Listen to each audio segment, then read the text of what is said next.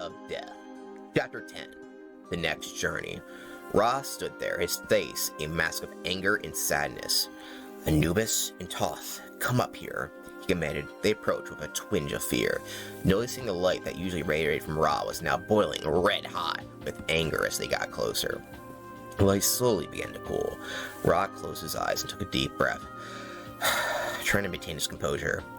Anubis, Ra said, what exactly happened in your meeting, and what did that demon want? News recounted everything that transpired during the meeting in the Greek underworld, even showing Ra the grimoire. Ra studied the book briefly before handing it to Thoth. Can you decipher any of this? Ra asked. Well, I didn't invite the writing for nothing. I should be able to figure it out in a minute. Thoth replied confidently. His fingers quickly ran across each line and page at a rapid pace. Oh my, Thoth said, pausing on a particular section. What is it? Asked Ra.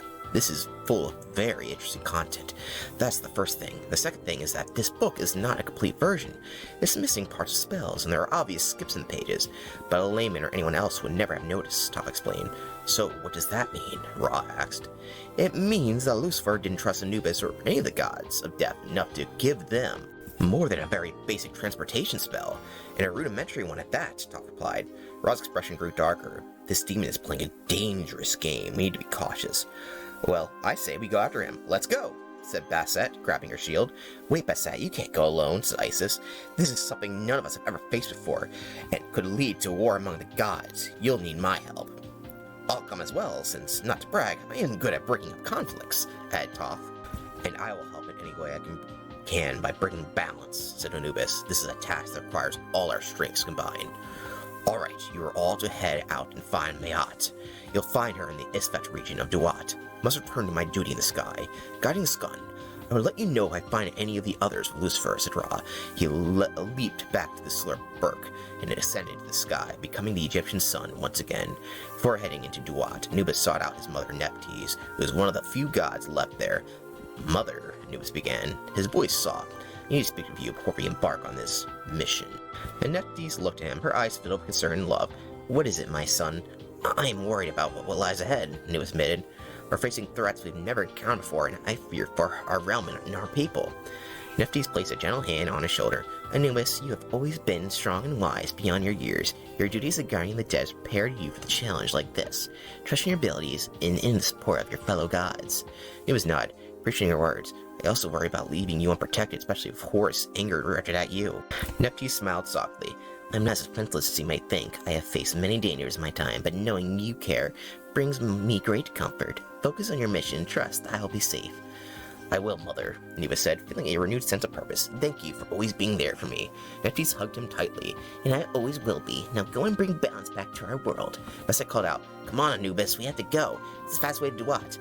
Allow me, Nephthys said. With a wave of her hand, and the ground began to shake. The undead hands of those who had died reached out and grabbed the gods. It's not first class, but it's the fastest way, Nephthys added. The hands dragged them all down into Duat, where Anubis was greeted by familiar surroundings. He saw Babby looking angrily. Where have you been? I've been stuck doing your job. To make matters worse, your pet won't ever let me devour any souls. She wants them all for herself.